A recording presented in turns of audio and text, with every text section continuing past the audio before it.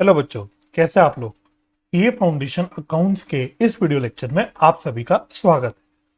आज के लेक्चर में हम लोग एक नया चैप्टर स्टार्ट करेंगे जिसका नाम है बिल्स ऑफ एक्सचेंज।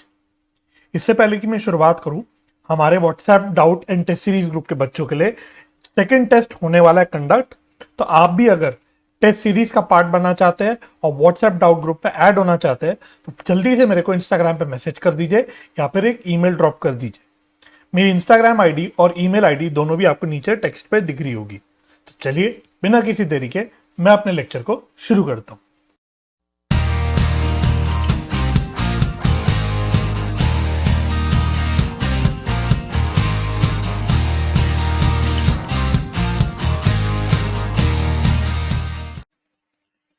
आप लोग अपने रजिस्टर्स में सबसे पहली हेडिंग डालना चैप्टर की हेडिंग के बाद bills of exchange.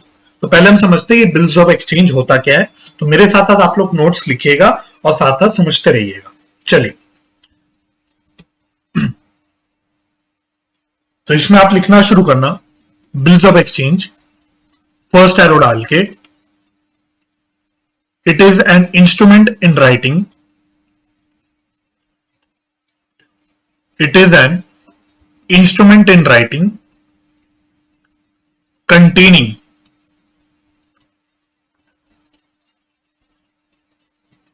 an unconditional order,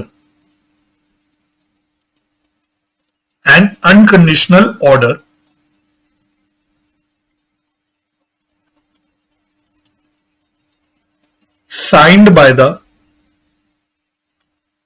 maker,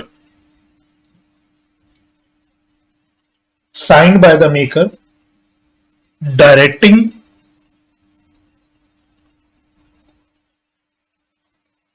a certain person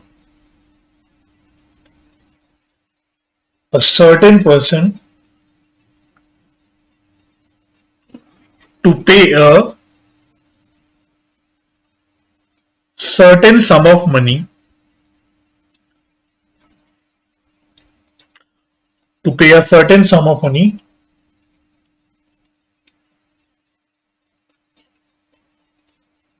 to the order of a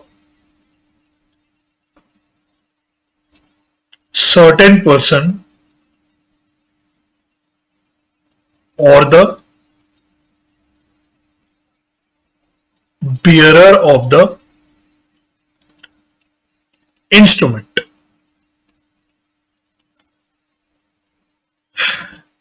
तो पहले आप लोग ये लिखिएगा और कुछ कुछ वर्ड्स पे अंडरलाइन कर लीजिएगा, जैसे instrument in writing, unconditional order और directing certain person to pay a certain sum of money. ठीक है, इन वर्ड्स पे आप लोग अंडरलाइन भी कर सकते हो। तो ये हो गई टेक्निकल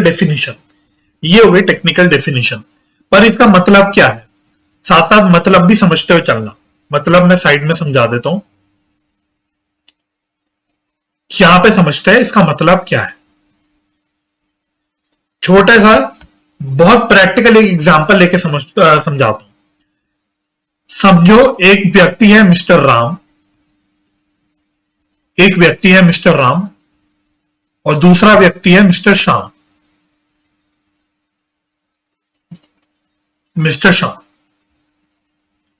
ठीक है, अब मिस्टर राम मिस्टर श्याम को गुड्स बेचता है। मिस्टर राम मिस्टर श्याम को गुड्स बेचता है। तो यानी कि मैं कह रहा हूं मिस्टर राम हो गया सेलर और मिस्टर श्याम हो गया बायर। अब नेचुरल सी बात है, जब राम श्याम को गुड्स बेच रहा है तो श्याम को बदले में कुछ कंसिडरेशन पे करना पड़ेगा। सिंपल सेल, ये तो आप समझते हो। तो मिस्टर श्याम क्या कहते हैं, एक काम करो, मैं आपको आज तो पैसे नहीं दे सकता, मैं आपको जो भी कंसिडरेशन है, मान लो 1000 रुपए देने थे इस गुड्स के, ऐसे ही ले रहा हूं 1000 रुपए। तो ये जो 1000 रुपए मैं आपको 3 महीने बाद दे दूंगा। ये 1000 रुपए मैं आपको 3 महीने बाद दे दूंगा। ठीक है, तो राम शाम को गुड्स बेच रहा है 1000 रुपए के, और शाम कह रहा है कि 1000 रुपए मैं आज नहीं दे सकता, मैं आपको 3 महीने बाद 1000 रुपए पे कर दूंगा। यानी कि सबसे पहली बात, ये किस तरह की सेल हो गई? क्या ये कैश सेल है या ये क्रेडिट सेल है? अगर मैं राम के पॉइंट ऑफ व्यू से बात करूं तो राम के लिए ये एक क्रेडिट सेल है, राम के लिए ये क्रेडिट सेल है, और सिमिलरली शाम के लिए ये क्रेडिट परचेस है, शाम के लिए क्रेडिट परचेस है ना। अब राम के मन में थोड़ी सी दिक्कत है, राम थोड़ा सा डर रहा है, राम को लगता है यार पता नहीं, मैंने गुड्स बेच तो दिए, अब ये 3 महीने बाद दूंगा कह तो रहा है, लेकिन मुझे भरोसा नहीं कि 3 महीने बाद देगा कि नहीं देगा, मुझे कुछ सिक्योरिटी चाहिए, सिक्योरिटी गलत वर्ड हो गया, मुझे कुछ सहूलियत चाहिए कि भाई मेरे पास कुछ ऐसी चीज हो, मेरे पास कुछ ऐसी चीज हो, कोई सपोज लीगल डॉक्यूमेंट हो जिसको मैं इन्फोर्स कर सकता हूं, जो प्रूफ हो कि शाम को 3 महीने बाद मुझे कुछ पैसे देने। तो क्या राम क्या करता है? राम एक कागज का टुकड़ा लेता है, राम एक कागज का टुकड़ा लेता है ना, ऐसी एक कागज का टुकड़ा लेता है और इसमें बोलता है, ऐसी साधारण भाषा में लिख रहा हूं, लीगल भाषा में नहीं लिख रहा है, ऐसी सिंपल भाषा में लिख रहा हूं आपको समझाने के लिए कि I order mister Shyam to pay ₹1000 after 3 months, after 3 months, ठीक है। और इस पे राम अपनी सिग्नेचर कर देता है, इस पे राम अपनी सिग्नेचर कर देता है, और ये कागज का टुकड़ा लेके शाम को देता है, और शाम को बोलता है देखो ये कागज का टुकड़ा है, तुम इसमें साइन करो कि तुम मेरे को 1000 रुपए दोगे 3 महीने बाद, है ना। तो शाम भी कहता है ठीक है बिल्कुल, शाम इसको एक्सेप्ट कर देता है और इसमें अपने हस्ताक्षर कर देता है। फिर इस डॉक्यूमेंट को जाके नोटराइज करा जाता है, इस डॉक्यूमेंट को जाके नोटराइज करा जाता है, नोटराइज होते ही ये एक लीगली इन्फोर्सेबल डॉक्यूमेंट बन जाता है, एक लीगली इन्फोर्सेबल डॉक्यूमेंट बन जाता है, यानी कि एक डॉक्यूमेंट्री प्रूफ बन जाता है, ये एक लीगल डॉक्यूमेंट्री प्रूफ बन जाता है कि शाम को राम को 3 महीने बाद 1000 रुपए देने, यानी राम की तरफ एक कर्जा है शाम का, ये किस चीज का प्रूफ बन जाता है, ठीक है। इसी को हम बोल देते हैं बिल्स ऑफ एक्सचेंज, इसी को हम बोलते हैं बिल्स ऑफ एक्सचेंज, और ये एक लॉ के अंदर इन्फोर्सेबल डॉक्यूमेंट बन जाता है। सर कौन से लॉ के अंडर बनता है? ये एक एक्ट होता है, नेगोशिएबल इंस्ट्रूमेंट्स एक्ट 1881। इस एक्ट के तहत ये एक लीगली इन्फोर्सेबल डॉक्यूमेंट बन जाता है जिसको हम बोलते हैं बिल्स ऑफ एक्सचेंज, ठीक है। यही होता है बिल्स ऑफ एक्सचेंज। तो अब एक बार डेफिनेशन जो मैंने आपको टेक्निकल डेफिनेशन लिखवाई उसको पढ़ना, शायद थोड़ा सा आप समझ आएगा। तो मैंने बोला it is an instrument in writing, तो एक इंस्ट्रूमेंट है, कागज के टुकड़े में मैंने राइटिंग में इंस्ट्रूमेंट दिया, कंटेनिंग एन अनकंडीशनल ऑर्डर, यानी बनाने वाला किसी को हुक्म दे रहा है कि भाई तुम मेरे को 3 महीने बाद 1000 रुपए दोगे, है ना। तो राम शाम को हुक्म दे रहा है, कागज के टुकड़े में ऑर्डर दे रहा है कि तुम मुझे 3 महीने बाद पैसा दोगे, साइंड बाय द मेकर। तो किसने साइन किया था? मेरे एग्जांपल में राम ने साइन किया था, अपने एग्जांपल में देखते हुए चलना। Directing a certain person to pay a certain sum of money, तो राम शाम को डायरेक्ट कर रहा है कि तुम मेरे को पैसा दोगे, एक पर्टिकुलर पैसा, एक सम ऑफ मनी दोगे, 1000 रुपए, 1000 रुपए उसने लिखे हुए थे कि 1000 रुपए तुम मुझे दोगे। तो certain person to pay a certain sum of money to the order of a certain person. To the order of certain person क्या हो सकता है? मतलब to the order of a certain person का क्या मतलब होता है? एक मिनट देना। To the order of certain person क्या है कि यहां पे शाम लिख सकता है, राम लिख सकता है टू पे मी, मतलब मेरे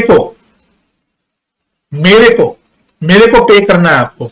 तो ये एक order of a certain person है, मतलब एक स्पेसिफिक पर्सन को पे करना। या फिर order of a certain person और the bearer of the instrument, ये भी हो सकता है कि इसमें अपना नाम लिख के ना बोले कि I order mister Ram to pay the bearer. The bearer मतलब जो जिसके पास भी कागज का टुकड़ा होगा, शाम को 3 महीने बाद उस बंदे को 1,000 रुपए देने होंगे। इसको हम बोल देते हैं बिल्स ऑफ एक्सचेंज। इसको हम बोल देते हैं बिल्स ऑफ एक्सचेंज। तो आई होप पहले तो आपको बिल्स ऑफ एक्सचेंज का मीनिंग क्लियर हो गया होगा। चलिए आगे लिखते हैं, आगे की बातें लिखते हैं इसमें।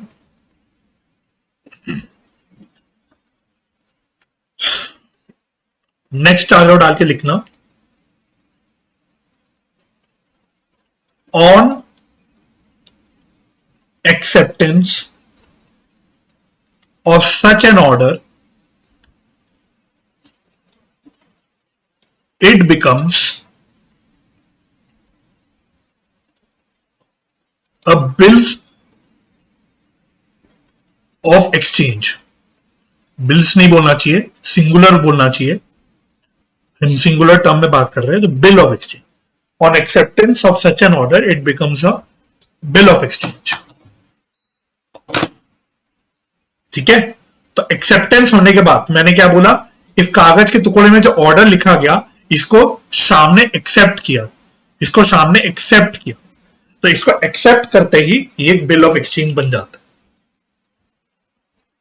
चलिए आगे लिखते हैं। नेक्स्ट एरो में लिखना, it is a negotiable instrument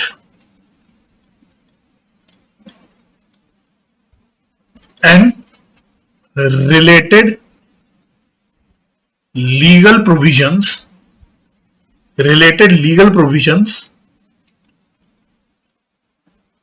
are governed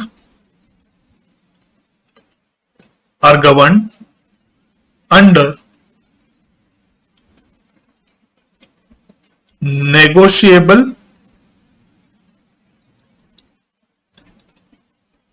instruments act 1881। ठीक है, तो देखो भाई, जब हम पार्टनरशिप अकाउंट्स जैसे पढ़ते हैं, तो हम जब भी पार्टनरशिप अकाउंट्स पढ़ते हैं तो उसमें रिलेटेड लीगल प्रोविजंस किसके हम अप्लाई करते हैं, इंडियन पार्टनरशिप एक्ट 1932 के। बिल्कुल उसी प्रकार से जब हम बिल्स ऑफ एक्सचेंज का चैप्टर पढ़ते हैं तो इसमें हमें जो भी प्रोविजंस पढ़ने होते हैं, जो भी रिलेटेड लीगल प्रोविजंस को अप्लाई करना होता है, वो कहां पे लिखा गया है या वो कौन से एक्ट में होता है, वो होता है नेगोशिएबल इंस्ट्रूमेंट्स एक्ट। तो जो भी हमारे अकाउंटिंग पॉइंट ऑफ व्यू से इंपॉर्टेंट प्रोविजंस होते हैं वो हमको नेगोशिएबल इंस्ट्रूमेंट एक्ट से निकालने पड़ते हैं और उससे अप्लाई करना पड़ता है। क्यों? क्योंकि बिल्स ऑफ एक्सचेंज एक नेगोशिएबल इंस्ट्रूमेंट है और नेगोशिएबल इंस्ट्रूमेंट होते ही ये नेगोशिएबल इंस्ट्रूमेंट एक्ट के अंदर गवर्न हो जाता है। ठीक है, तो आई होप पहली बात तो ये क्लियर होगी। नेक्स्ट एरो डाल के लिखना, characteristics of bills of exchange. तो बिल्स ऑफ एक्सचेंज के क्या क्या कैरेक्टरिस्टिक्स होते हैं, तो छोटे छोटे कुछ कैरेक्टरिस्टिक्स लिख लेते हैं, important. It must be in writing, पहला characteristic. Second characteristic, it must be dated,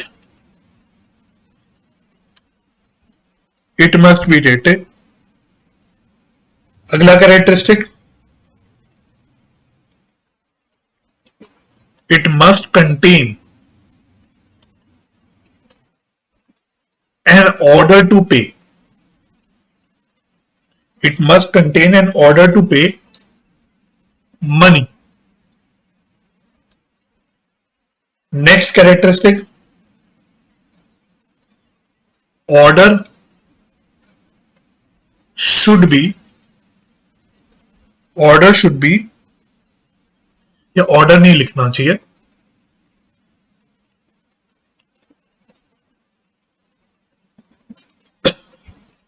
promise to pay under such an order should be unconditional। Should be unconditional, या इसको सिंपल भाषा में आप ये लिख सकते हो, that is acceptance should be unconditional.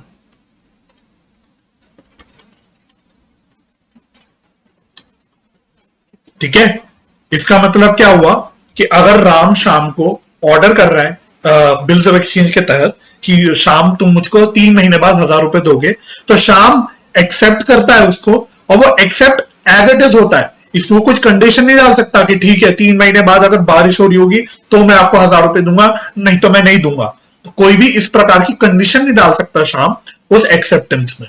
इस पॉइंट का मतलब ये हो। चलिए अगला लिखना,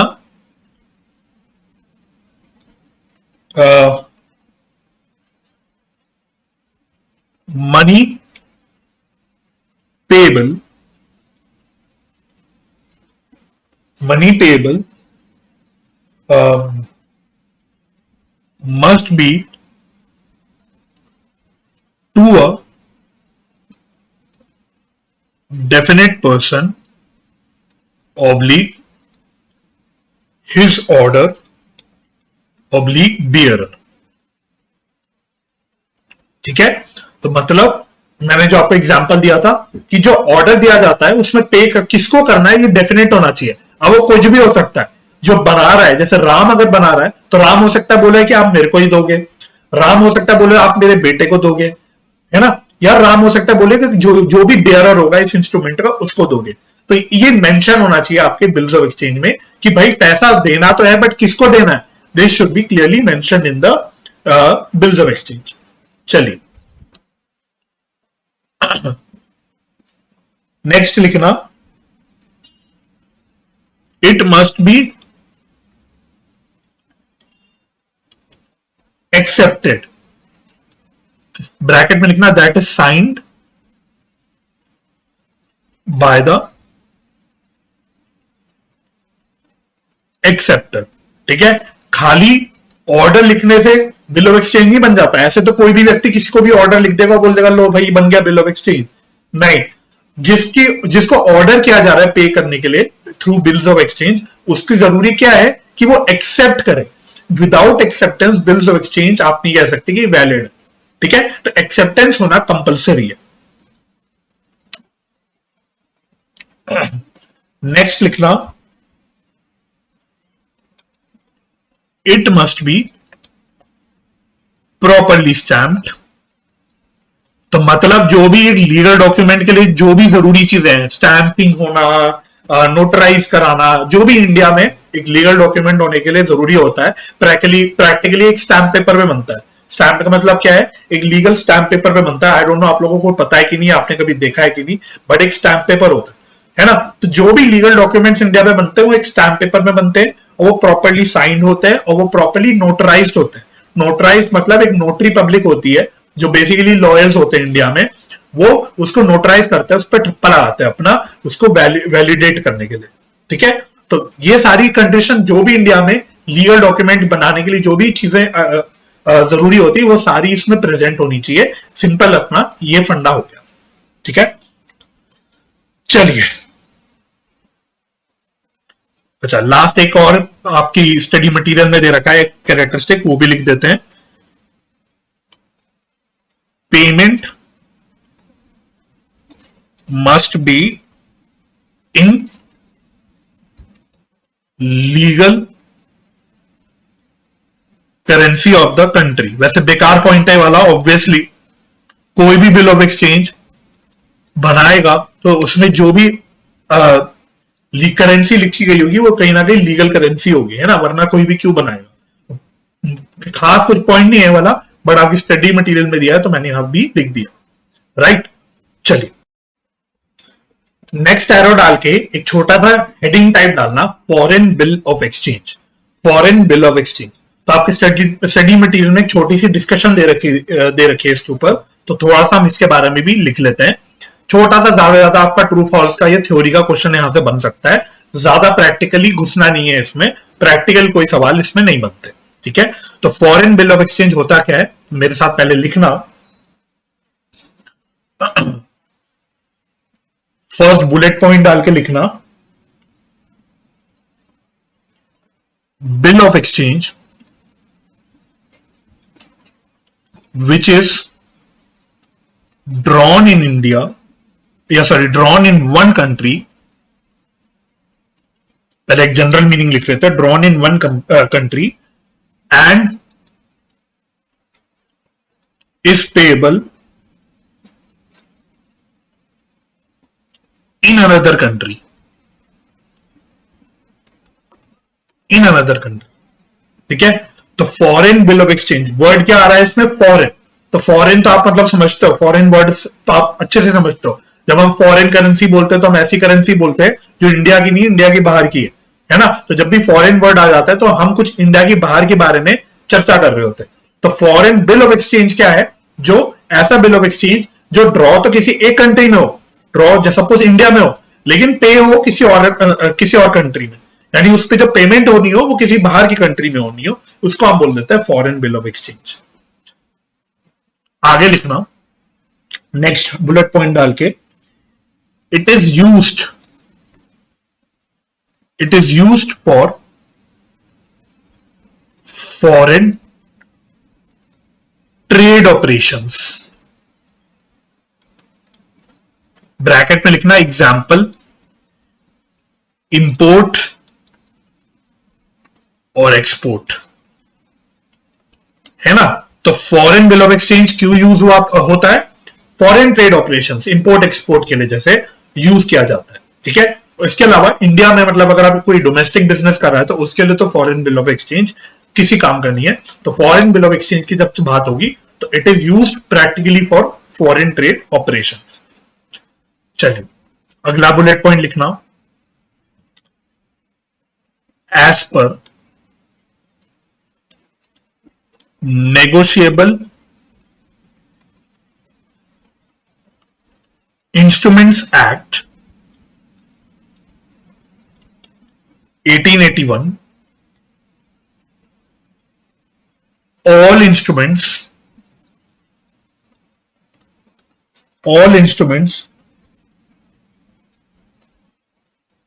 that are not inland bills are foreign bills.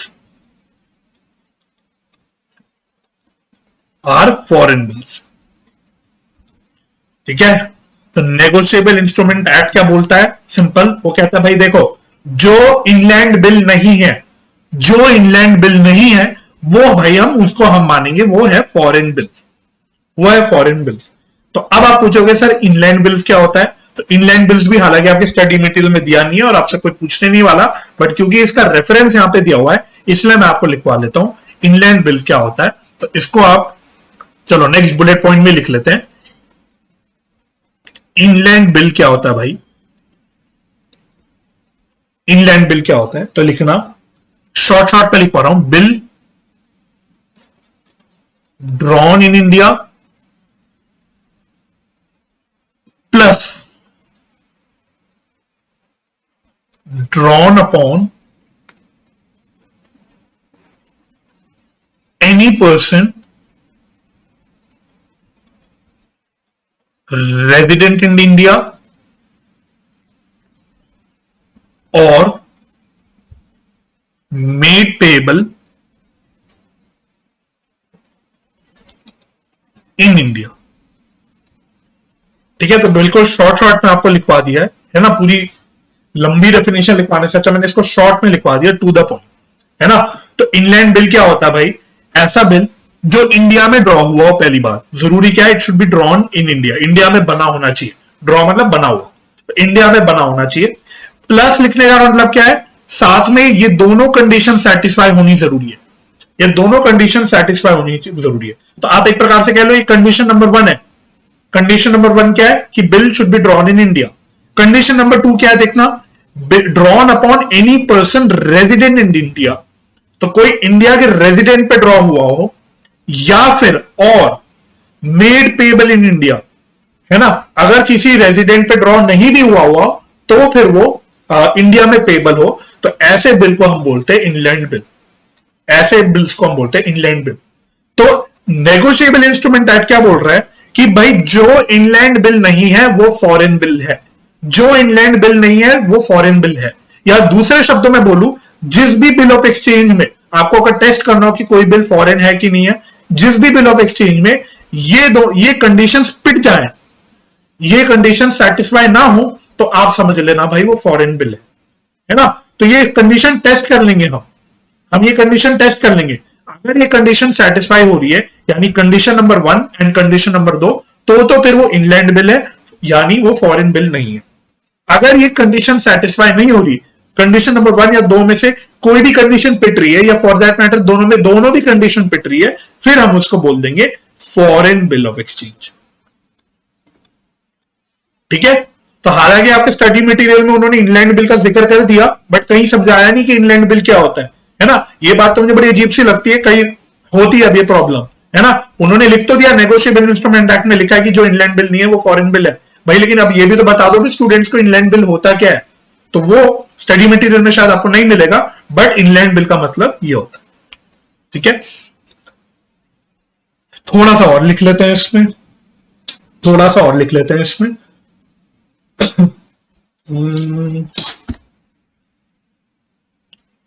तो आपके स्टडी मटेरियल में एग्जाम्पल्स दे रखे हैं, तो एग्जाम्पल्स लिख लेते हैं, कुछ examples of foreign bill, examples of foreign bill. तो 1 लिखना, एग्जाम्पल नंबर 1 हो गया, bill drawn in India, bill drawn in India on a person resident outside India, resident outside India। ठीक है। तो देखो, अब मैं जो भी एग्जांपल्स लिखाऊंगा उसमें हम ऊपर कंडीशन के साथ इसको सेटिस्फाई कर लेंगे, हम कंडीशंस के साथ टेस्ट कर लेंगे। तो मैंने बोला बिल ड्रॉन इन इंडिया, अगर बिल ड्रॉ इन इंडिया हो रहा है तो यानी पहली कंडीशन सेटिस्फाई हो रही है, कंडीशन नंबर 1 सेटिस्फाई हो रही है। लेकिन सेकेंडली क्या लिख दिया, on a person resident outside India, on a person resident outside India. तो जब रेजिडेंट आउटसाइड इंडिया हो गया तो फिर इसका मतलब ये फॉरेन बिल हो गया, क्योंकि मेरी कंडीशन नंबर 2 पिट गई। ठीक है, इसी प्रकार से लिखना सेकेंड एग्जाम्पल। अच्छा नहीं, मैंने पूरा नहीं लिखा ना ये, इसको पूरा लिखते हैं। Bill drawn in India on a person resident outside India and, caps में लिखना, and made payable outside India, made payable outside India. ठीक है, तो सही बात है ना। तो हमारी सेकेंड कंडीशन में 2 है, और वर्ड लिखा हुआ है, या तो वो किसी इंडियन रेजिडेंट पे ड्रॉ हुआ हो, अगर इंडियन रेजिडेंट पे ड्रॉ नहीं भी हुआ है तो ये वो इंडिया में पेबल हो। तो अब देखो कंडीशन सेटिस्फाई करना, तो made bill drawn in India बोल दिया, तो यानी कंडीशन नंबर 1 सेटिस्फाई हो गई। लेकिन हमने बोला on a person resident outside India and made payable outside India, क्योंकि कंडीशन नंबर 2 पे और लिखा हुआ है ये या फिर ये, तो दोनों भी चीजें क्योंकि इसमें पिट गई, तो ये हो गया मेरा फॉरेन बिल। राइट, चलिए सेकेंड एग्जाम्पल लिखना, example number 2, a bill drawn outside India on a person resident outside India, on a person resident outside India. ठीक है, तो ऐसा बिल जो इंडिया के बाहर ड्रॉ हुआ है, तो जब इंडिया के बाहर ड्रॉ हुआ है तो पहली कंडीशन मेरी इनलैंड बिल की पिट गई, तो यानी वो as it is foreign bill हो गया। पर पूरा एग्जांपल क्या बोल दिया मैंने, बिल जो इंडिया के बाहर ड्रॉ हुआ हो, कोई भी ऐसे व्यक्ति पे जो इंडिया का रेजिडेंट नहीं है या फिर रेजिडेंट आउटसाइड इंडिया है। अच्छा, आपके दिमाग में सवाल आ सकता है, सर हमें कैसे डिटरमाइन करेंगे कि कोई व्यक्ति रेजिडेंट है कि नहीं इंडिया का। तो उसके लिए हम फॉरेन एक्सचेंज मैनेजमेंट एक्ट एक होता है और उसके रिलेटेड रूल्स होते हैं, उसको चेक करते हैं। ठीक है, तो उसमें बता रखा है उन्होंने कि किस व्यक्ति को हम रेजिडेंट मानेंगे और किस व्यक्ति को हम नॉन रेजिडेंट मानेंगे, तो उसके तहत हम लोग डिसाइड करते हैं कि कोई रेजिडेंट है कि, ठीक है। तो आई होप ये क्लियर हो गया होगा। और क्या एग्जाम्पल लिखा हुआ है आपके पास? Example number 3, a bill drawn outside India and made payable in India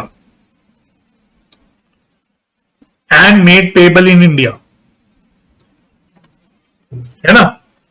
तो ऐसा बिल जो इंडिया के बाहर ड्रॉ हुआ है लेकिन पेबल है इंडिया में उसमें पेमेंट होनी है उस बिल पे, तो कंडीशन चेक कर लो, जो मैंने आपको ऊपर 2 कंडीशन बताई ये चेक कर लो। द मोमेंट मैंने बोल दिया कोई बिल इंडिया के बाहर ड्रॉ हुआ है तो वो इनलैंड बिल नहीं रहा, और जो बिल इनलैंड बिल नहीं रहा वो हमने बोल दिया वो फॉरेन बिल है।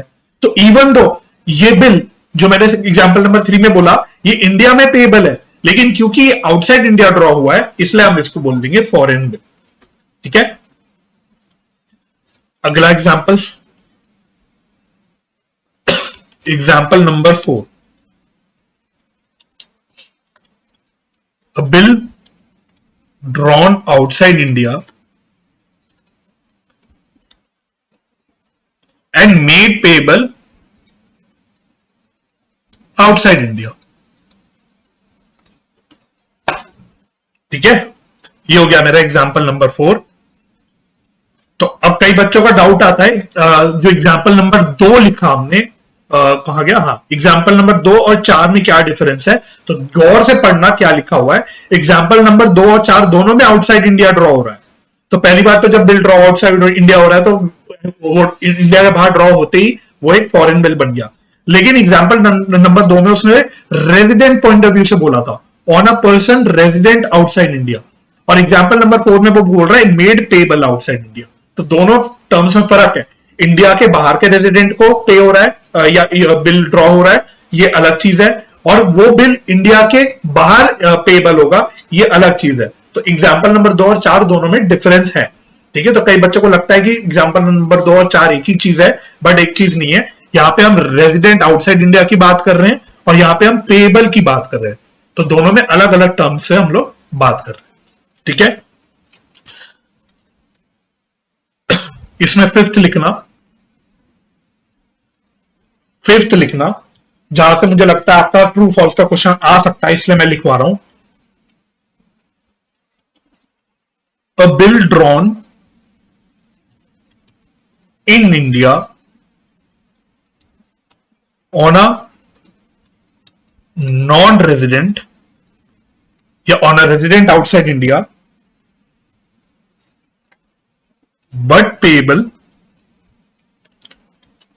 in India, but payable in India,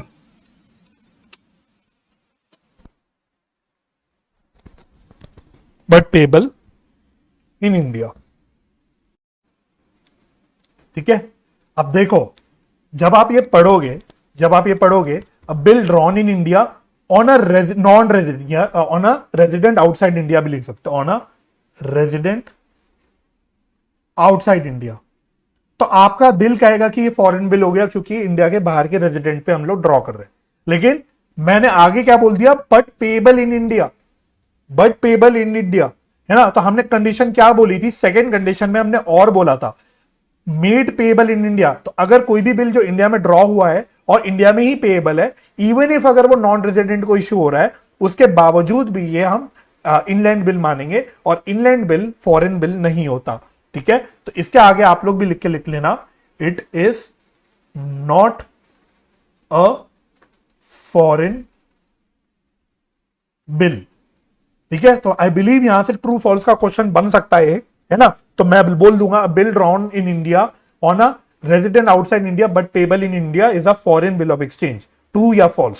तो आप क्या लिखोगे, फॉल्स, और रीजन क्या लिखोगे, आप बोलोगे एज पर negotiable instrument act this is an inland bill and not a foreign bill. इस प्रकार से आपको इसका रीजन भी लिखना होगा, ठीक है। तो I hope foreign bill of exchange आपको समझ आ गया होगा।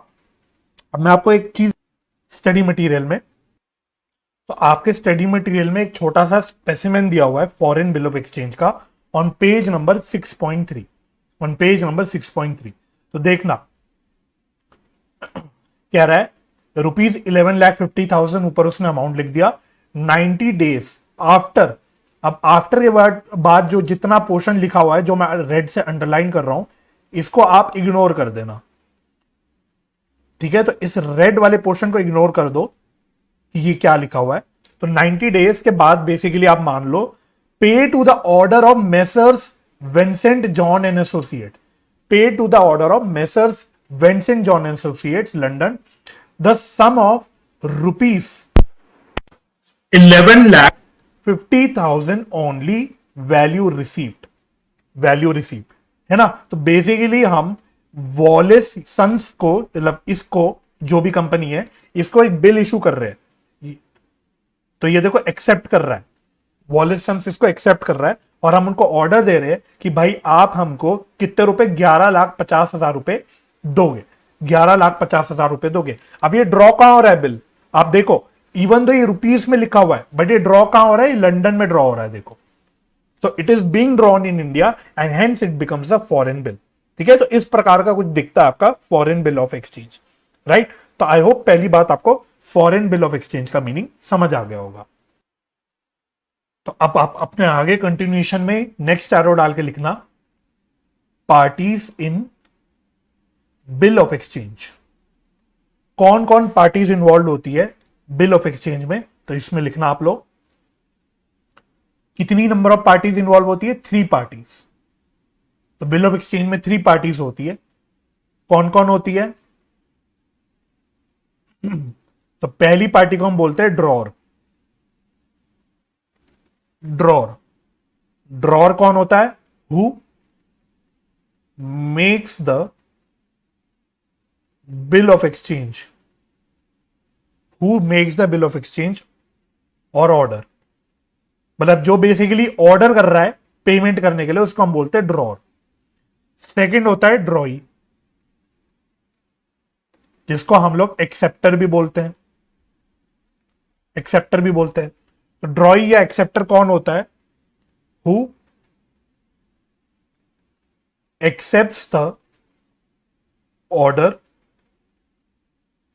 एंड इज लायबल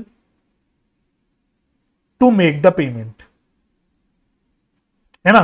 तो जिसको पेमेंट करनी है उसको हम बोलते हैं ड्रॉई, है ना, मतलब जिसने पेमेंट करनी है उसको हम बोलते हैं ड्रॉई। तो बेसिकली जो बिल ऑफ एक्सचेंज एक्सेप्ट करता है उसको हम बोलते हैं ड्रॉई या फिर एक्सेप्टर। और थर्ड पार्टी होती है, थर्ड पार्टी होती है पेई, थर्ड पार्टी पेई होती है। तो पेई कौन होता है, to whom the payment has to be made, to whom payment has to be made। Bracket में लिख ला, it may be same as drawer, it may be same as drawer। तो 3 पार्टीज कौन कौन होती है बिल्स ऑफ एक्सचेंज में, तो आप लोगों को ये पता होना चाहिए। पहली पार्टी होती है ड्रॉर, ड्रॉर कौन होता है, who makes the bill of exchange, जो बिल ऑफ एक्सचेंज बनाता है। सेकंड पार्टी होती है ड्रॉई, या जिसको हम एक्सेप्टर भी बोलते हैं। तो नाम में एक्सेप्टर लिखा है, यानी जो ऑर्डर को एक्सेप्ट करता है, यानी जो लायबल है पेमेंट करने के लिए, who accepts the order and is liable to make the payment. और थर्ड पार्टी होती है पेई, जिसको बिल ऑफ एक्सचेंज के अगेंस्ट पेमेंट रिसीव होगी, उसको हम बोलते हैं पेई। अब पेई ड्रॉर भी हो सकता है ना। तो मेरे एग्जांपल में राम ने शाम को ऑर्डर किया था पेमेंट करने के लिए, तो अब क्योंकि गुड्स राम ने बेचे थे तो ऑब्वियसली शाम पेमेंट राम को ही करेगा। तो उस केस में राम ही ड्रॉर भी था और राम ही पेई भी था। लेकिन जरूरी नहीं कि पेई सेम ही हो, पेई कोई और व्यक्ति भी हो सकता है। अगर राम बिल ड्रॉ कर रहा है तो वो हो सकता है ऑर्डर किसी और को पेमेंट करने के लिए बोले, हो सकता है वो बोले कि मेरे सन को पे करना, मेरे पार्टनर को पे करना, या किसी और को पे करना, ठीक है, या फिर बियरर को पे करना। तो पेई can be someone a party other than a drawer also। तो drawer और pay may be the same person, है ना, सेम भी हो सकते हैं और अलग अलग भी हो सकते हैं। तो ये पॉइंट आपको पता होना चाहिए। यहां से अगेन आपका ट्रू फॉल्स का क्वेश्चन बन सकता है, ठीक है। तो this was all about bills of exchange. ठीक है, तो बिल्स ऑफ एक्सचेंज में हमने क्या सीखा? सिंपल अगर मैं क्रक्स बोलूं तो बिल्स ऑफ एक्सचेंज एक अनकंडीशनल ऑर्डर टू पे होता है। बिल्स ऑफ एक्सचेंज में तीन पार्टीज होती हैं, ड्रॉर, ड्रॉई और पेई। और इसके अलावा हमने फॉरेन बिल ऑफ एक्सचेंज के बारे में डिस्कशन करी। तो ये हो गई आपकी चर्चा बिल ऑफ एक्सचेंज के बारे में। अब नेक्स्ट हम समझते हैं प्रोमिसरी नोट क्या होता है। चलिए, तो आप लोग अब नेक्स्ट हेडिंग डालना प्रोमिसरी नोट। प्रोमिसरी नोट, तो इसमें भी पहले लिख लेते हैं क्या होता है प्रोमिसरी नोट। फर्स्ट एरो डाल के लिखना, it is N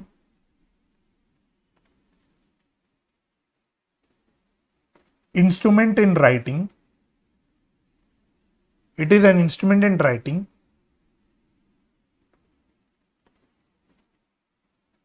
containing an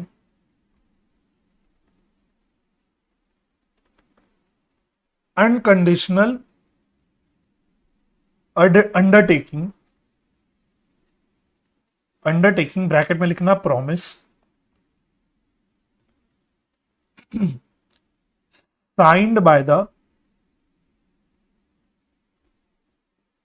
maker to pay a certain sum of money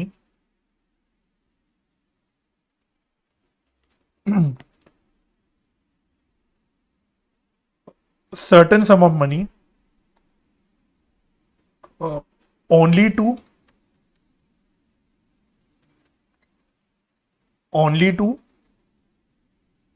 or to the order of a certain person.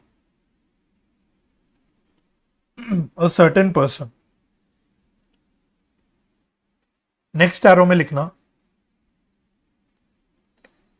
As पर RBI act promissory note cannot be made payable to bearer. पहले इतनी बात समझ लेते हैं क्या लिखा हमने। तो अगेन सेम एग्जांपल लेता हूं। राम है सेलर और दूसरा व्यक्ति है श्याम, जो हमने क्या बोला था, जो है बायर। राम ने बोला हमने श्याम को गुड्स बेचे और श्याम ने बोला 1000 रुपए के जो गुड्स बेचे हैं मैं इसको 3 महीने बाद पे करूंगा। Same example. अब जब बिल ऑफ एक्सचेंज की बात करी थी हमने, तो उसमें राम श्याम को हुक्म दे रहा था कि भाई तुम मेरे को 3 महीने बाद पे करोगे। दूसरा ऑल्टरनेटिव क्या हो सकता है, इसका दूसरा ऑल्टरनेटिव क्या हो सकता है, श्याम खुद एक कागज का टुकड़ा बनाए। श्याम एक खुद कागज का टुकड़ा बनाए और लिखे आई प्रोमिस टू पे मिस्टर राम ₹1000 आफ्टर 3 months और इस पे अपने हस्ताक्षर कर दे।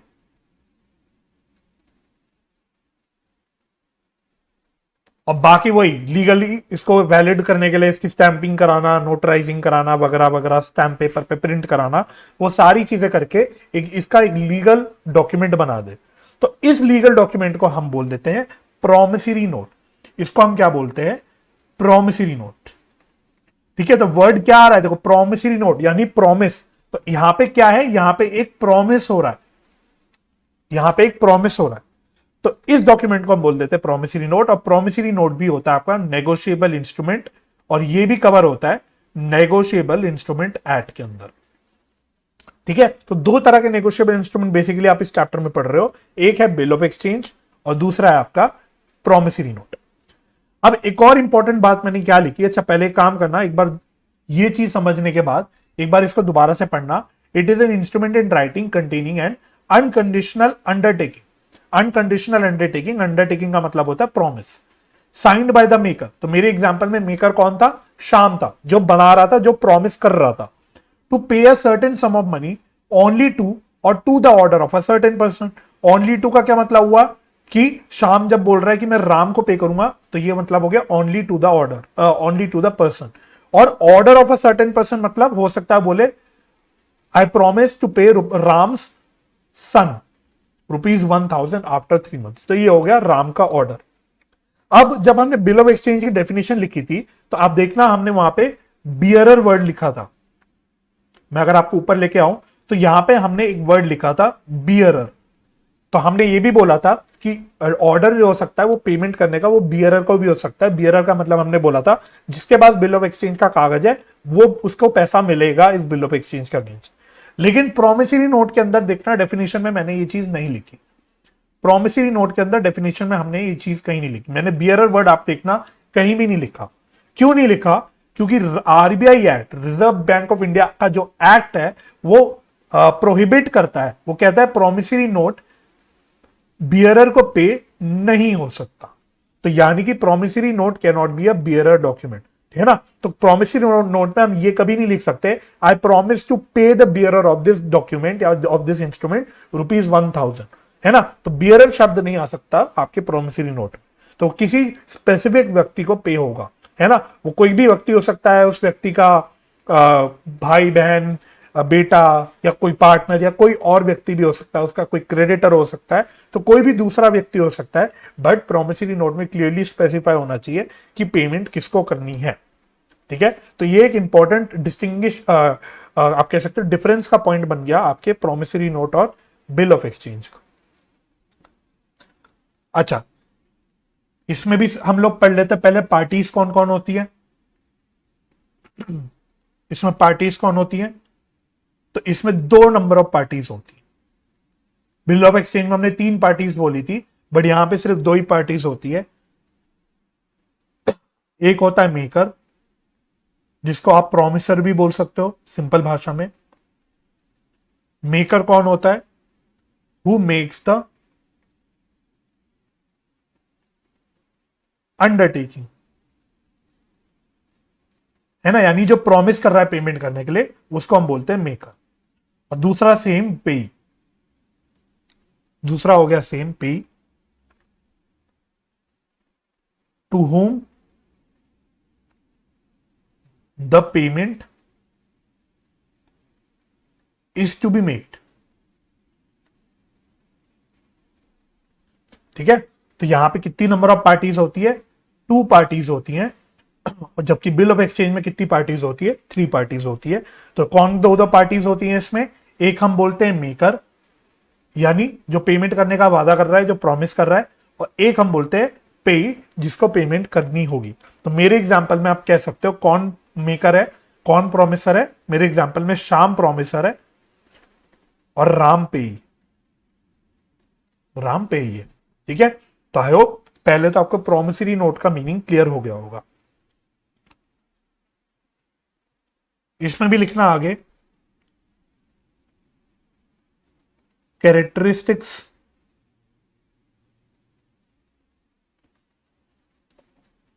Of promissory note. तो प्रोमिसरी नोट के कैरेक्टरिस्टिक्स क्या होते हैं? Same, it must be in writing, तो ये भी जरूरी है, राइटिंग में होना चाहिए, ओरल नहीं हो सकता।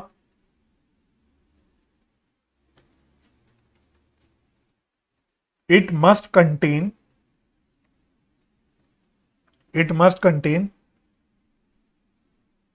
a clear promise to pay a mere acknowledgement of debt is not a promissory note, ठीक है। तो इस पॉइंट का मतलब क्या है कि जो प्रोमिसरी नोट होगा या जो इंस्ट्रूमेंट राइटिंग में बनेगा, इसमें क्लियरली प्रॉमिस प्रॉमिस होना चाहिए, है ना। तो यहां मैंने देखो क्लियरली क्या लिखा, I promise to pay, there should be a promise to make the payment. खाली डेट की acknowledgement is not a promissory note, है ना। तो अगर मैं कागज के टुकड़े में शाम, चलो शाम बोलते, शाम अगर कागज के टुकड़े में लिखता है आई ओ मिस्टर राम ₹1000, है ना, आई ओ मिस्टर राम ₹1000, तो वो मेरली क्या कर रहा है, वो एक्नॉलेज कर रहा है, वो सिर्फ एक्सेप्ट कर रहा है, एग्री कर रहा है कि हाँ भाई मेरी उधारी है। तो उधारी की एक्सेप्टेंस करना, खाली उसको एक्नॉलेज करना is not a promissory note. Promissory note वो तभी बनेगा जब promise to make the payment हो, ठीक है। तो promise to make the payment जरूरी होता है प्रोमिसरी नोट में, ठीक है। चलिए आगे लिखते हैं।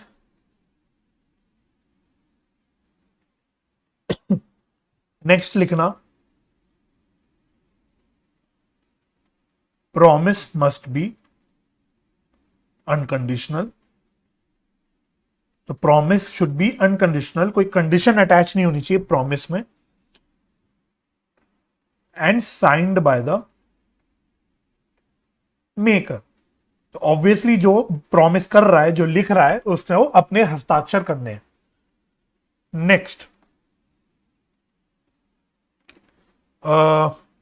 मेकर, पे and amount must be certain, ठीक है। तो सारी पार्टीज क्लियरली लिखी होनी चाहिए, कौन कौन पार्टीज हैं, और अमाउंट एग्जैक्टली स्पेसिफाई होना चाहिए कि कितना अमाउंट पे करना है।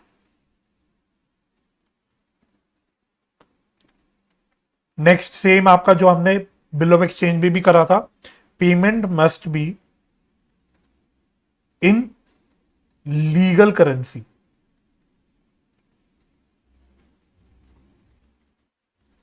ऑफ द कंट्री, ठीक है। तो ये लीगल करेंसी इन्वॉल्व होनी चाहिए।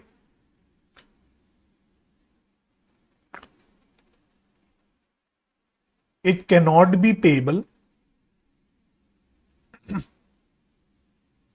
टू बियरर, तो ये एक बियरर इंस्ट्रूमेंट नहीं हो सकता।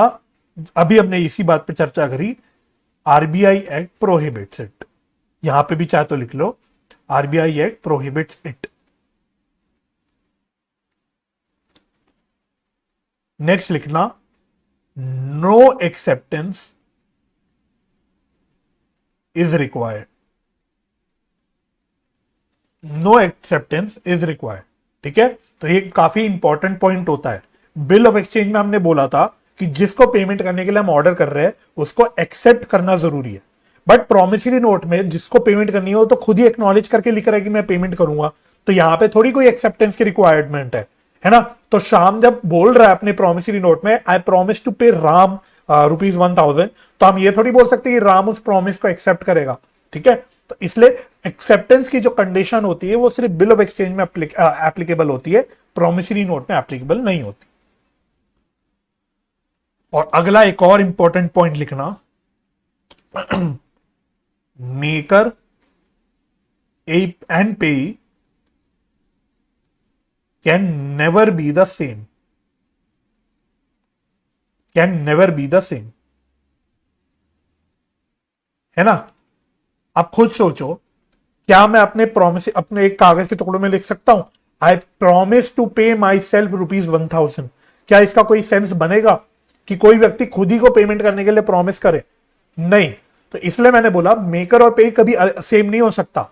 हाँ, जब बिल ऑफ एक्सचेंज में बात करी थी हमने, तो वहां हमने बोला था ड्रॉर और पे सेम हो सकता है, जो बिल ऑफ एक्सचेंज बना रहा है और जो पे है वो सेम हो सकते हैं, लेकिन जब प्रोमिसरी नोट की बात करते हैं तो इसमें मेकर और पे सेम नहीं हो सकते, ठीक है।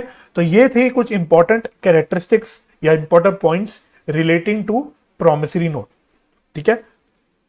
अच्छा, एक पॉइंट और लिख लो जो मुझे पहले लिख लेना चाहिए था, सेम जो मैंने बिल ऑफ एक्सचेंज में भी लिखवाया था, promissory note is a negotiable instrument and related legal provisions are governed under the negotiable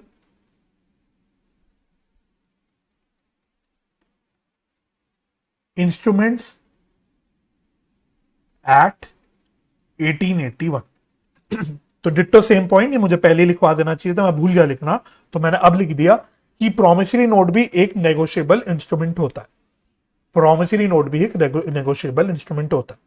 तो हमने बेसिकली अभी तक क्या चर्चा करी, हमने दो तरह के नेगोशिएबल इंस्ट्रूमेंट्स की बात करी, ठीक है। तो खाली एक छोटा सा रिकैप दे रहा हूं आपको, हमने दो तरह की नेगोशिएबल इंस्ट्रूमेंट्स की बात करी। एक हमने बोला बिल ऑफ एक्सचेंज और दूसरा हमने बोला प्रोमिसरी नोट।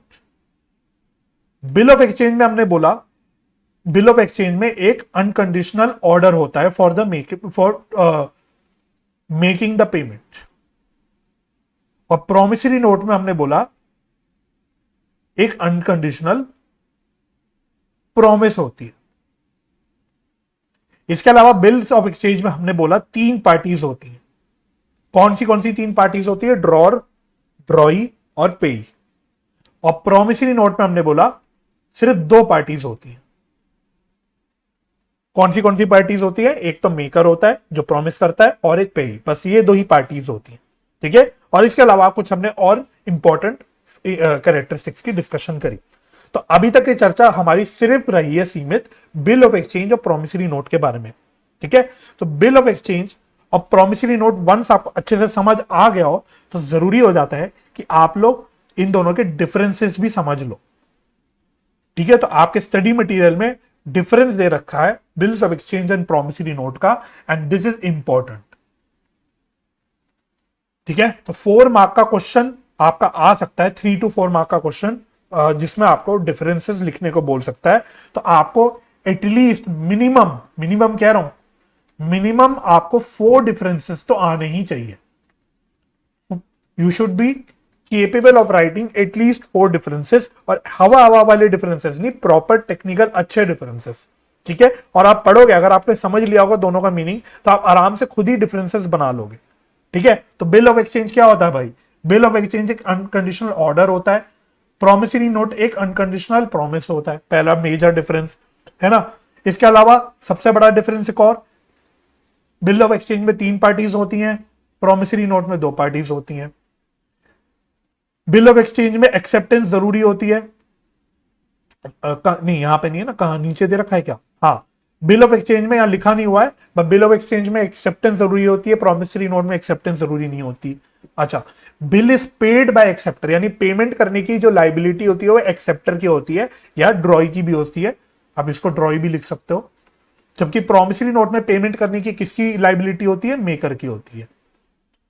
अब bill is drawn by creditor, कौन ड्रॉ करता है बिल? क्रेडिटर, जिसको पेमेंट करनी है। मेरे केस में सेलर है ना, आप इसको सेलर भी बोल सकते हो, इसको आप सेलर भी बोल सकते हो। अच्छा, एक और हमने पॉइंट ऑफ डिफरेंस डिस्कस किया था। हमने बिल ऑफ एक्सचेंज में बोला था ड्रॉर और पेई सेम पर्सन हो सकता है और अलग अलग भी हो सकते हैं, जबकि प्रोमिसरी नोट में हमने बोला मेकर और पेई can never be the same person. अच्छा, जो अगला पॉइंट लिखा हुआ है, वैसे देखो ऑलरेडी आपके 4-5 डिफरेंसेस तो ऐसे ही बन गए, ठीक है। फिर भी एक बार फटाफट से गो थ्रू कर लेते हैं बाकी डिफरेंसेस भी। बिल ऑफ एक्सचेंज में लिखा है the liability of drawer is secondary and unconditional, ठीक है। ये पॉइंट आपको तब समझ आएगा जब हम इंडोर्समेंट ऑफ बिल का कॉन्सेप्ट करेंगे, है ना। तो जब इंडोर्समेंट ऑफ बिल की हम बात करेंगे उस टाइम मैं आपको इसका जिक्र कर दूंगा कि जो लाइबिलिटी ड्रॉर की होती है वो सेकेंडरी और अनकंडीशनल कैसे होती है। लेकिन प्रोमिसरी नोट में हम बोल रहे हैं जो लाइबिलिटी ऑफ मेकर होती है वो प्राइमरी होती है, क्योंकि सबसे पहली लाइबिलिटी होती मेकर की है, क्योंकि पेमेंट मेकर को ही करनी है, तो उसकी प्राइमरी लाइबिलिटी हो जाती है। अब bill of exchange can be accepted conditionally, है ना। वैसे बिल ऑफ एक्सचेंज होती नहीं एक्सेप्टेड कंडीशनली, गलत लिखा हुआ है मेरे हिसाब से ये, बट ये भी पॉइंट ऑफ डिफरेंस है, तो आप इसको छोड़ दो। अब in a bill of exchange notice of dishonour must be given, notice of dishonour is not required, ये भी छोड़ दो। In case of dishonour, a bill of exchange must be noted and protested. तो ये सारे डिफरेंसेस आपके छोड़ सकते हो आप, तो आप ऊपर के डिफरेंसेस आप सारे बेसिकली कवर कर लेना, और बाकी एक बार ऐसे ऊपर से पढ़ लेना।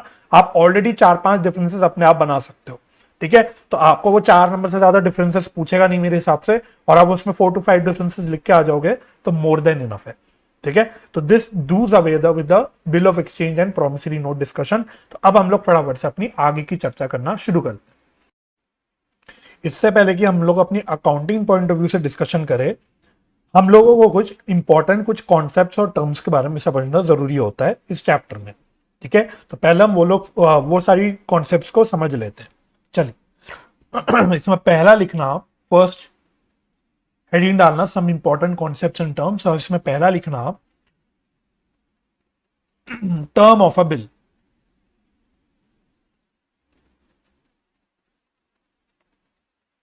Term of a bill, term of a bill का मतलब क्या होता है? It means duration of the bill. It means duration of the bill.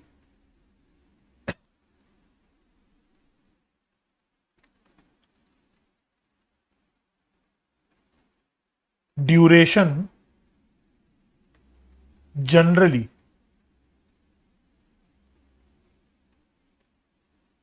does not exceed 90 days from the date of the bill।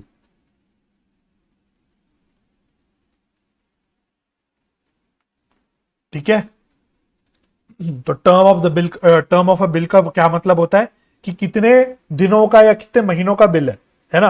अगर मैं बिल इशू कर रहा हूं और उसमें लिखा हुआ है कि उस बिल के अगेंस्ट पेमेंट 3 महीने बाद होगी, तो वो टर्म ऑफ बिल हो गया 3 मंथ्स का। अगर मैं कोई बिल इशू कर रहा हूं जिसमें लिखा हुआ है कि कोई पेमेंट 30 डेज के अंदर होगी या 30 डेज में होगी, तो वो टर्म ऑफ बिल हो गया 30 डेज, है ना। तो कितने दिनों में बिल के अगेंस्ट जो पेमेंट होनी है वो कितने दिनों के बाद या कितने महीनों के बाद होनी है, इसी को हम बोलते हैं टर्म ऑफ अ बिल। इसमें नेक्स्ट एरो डाल के लिखना, जैसे मैं लिखूं वैसे लिखना, तो बीचों बीच लिखना term,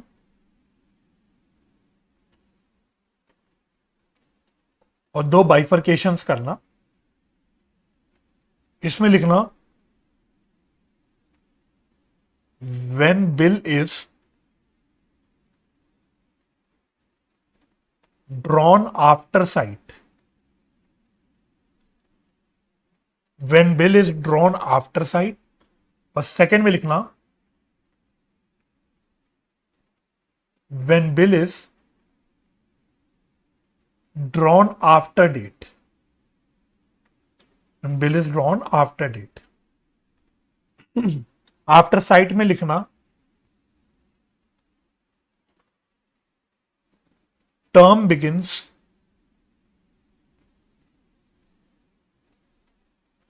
from the date, the term begin from the date of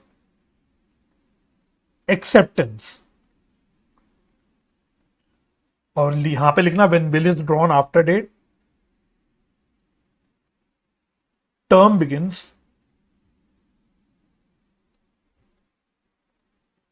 from the date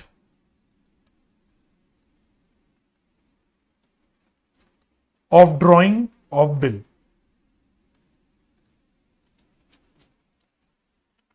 term begins from the date of drawing of bill। तो टर्म का मतलब मैंने बता दिया आपको। टर्म का मतलब होता है बिल का ड्यूरेशन, मतलब कितने महीने या दिनों बाद पेमेंट होनी है। अब यहां पे 2 तरह की सेग्रीगेशन होती है। जब हम टर्म ऑफ बिल की बात करते हैं तो इसमें 2 तरह की सेग्रीगेशन होती है। एक हम बोलते हैं when bill is drawn after sight. When bill is drawn after sight, तो when bill is drawn after sight, इस केस में हम लोग बोलते हैं कि जो टर्म होगा, पेमेंट का जो टर्म होता है वो कब से बिगिन होता है? From the date of acceptance. From the date of acceptance. Example के तौर पे अगर मैं ऐसी बोलूं, सपोज बिल ड्रॉ हुआ, सपोज बिल ड्रॉ हुआ 1 जुलाई 2022 को, 1 जुलाई 2022 को। बिल एक्सेप्ट हुआ 7 जुलाई 2022 को। और बिल का जो टर्म है वो है 2 मंथ्स का, 2 मंथ्स का। तो जब ये बिल आफ्टर, जो ये बिल ड्रॉ हो रहा है, दिस इज आफ्टर साइट, तो इस केस में हम बोलेंगे कि जो ये 2 महीने का जो टर्म है, जो 2 महीने का टर्म है, वो कौन सी डेट से गिनेंगे बैठ के हम लोग इस डेट से गिनेंगे, डेट ऑफ एक्सेप्टेंस से, है ना। तो when bill is drawn after side, तो इस केस में जो टर्म हम गिनते हैं, महीने या दिन जो भी है, वो हम डेट ऑफ एक्सेप्टेंस से गिनते हैं। अच्छा, दूसरा केस क्या बन गया, when is bill is drawn after date, when bill is drawn after date. तो इस केस में टर्म कब से बिगिन होता है, from the date of drawing of bill. तो अगर मैं सेम एग्जांपल लू, जिसमें मैंने बोला बिल ड्रॉ हुआ 1 जुलाई को और बिल एक्सेप्ट हुआ 7 जुलाई को, टर्म मैंने बोला 2 मंथ्स है। तो इस केस में जो 2 महीने हम लोग गिनेंगे वो कौन सी डेट से गिनेंगे, हम इस केस में date of drawing of bill यानी 1 जुलाई से गिनेंगे। तो ये दोनों चीजें आप लोगों को क्लियर होनी चाहिए। चलिए,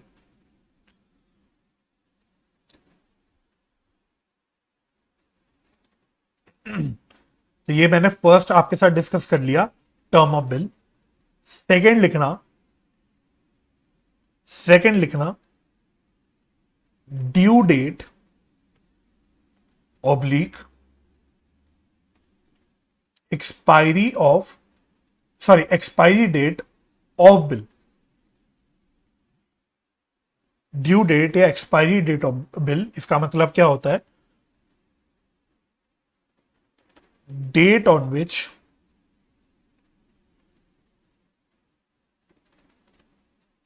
term of the bill terminates is called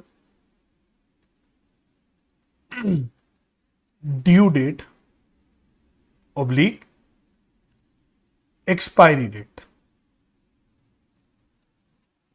right. Example से समझाता हूं इसको। सपोज बिल की डेट है आपकी 1 जुलाई 2022 की, टर्म मैंने बता दिया आपको बिल का है 1 महीने का। तो अगर मैं आपसे पूछूं ड्यू डेट क्या होगी, तो ड्यू डेट कैसे निकलती है, तो 1 जुलाई से जब मैं 1 महीना गिनूंगा, तो 1 जुलाई से 1 महीना कब खत्म होगा, 1 अगस्त को। 1 अगस्त को। तो जब डेट जिससे भी ले रहा है, अब वो डेट कुछ भी हो सकती है, डेट ऑफ एक्सेप्टेंस भी हो सकती है या डेट ऑफ ड्रॉइंग भी हो सकती है। तो मैंने आपको ऑलरेडी बता दिया, जब बिल ड्रॉ होता है आफ्टर साइड, तो उस केस में हम डेट ऑफ एक्सेप्टेंस से स्टार्ट करते हैं गिनना, और अगर बिल ड्रॉ होता है आफ्टर डेट, तो उस केस में हम लोग date of drawing of bill से गिनना शुरू करते हैं। तो वो दोनों में से जो भी केस होता है, तो जो भी डेट आप ले रहे हो, इसमें जब आप टर्म ऑफ बिल ऐड कर देते हो, तो उसको ऐड करने के बाद जो डेट निकल के आ जाती है आपकी, उसी को हम बोल देते हैं ड्यू डेट, उसी को हम लोग बोलते हैं ड्यू डेट। ठीक है, और इसका दूसरा टर्म भी ये हो जाता, दूसरा इसको क्या बोलते हैं, एक्सपायरी डेट। ठीक है, तो एक्सपायरी डेट बोल लो, ड्यू डेट बोल लो, एक ही बात है, जनरली हम ड्यू डेट टर्म यूज करते हैं। आगे डिस्कस करते हैं, अभी और चर्चा करनी है। तो 2 टर्म्स मैंने आपके साथ चर्चा कर ली। थर्ड लिखना grace days and maturity date. Grace days and maturity date.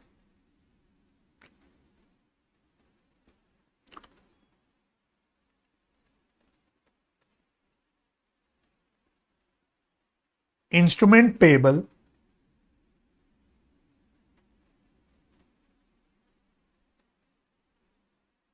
otherwise than on demand,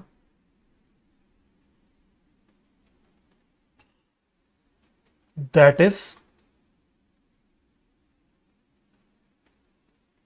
bill at site,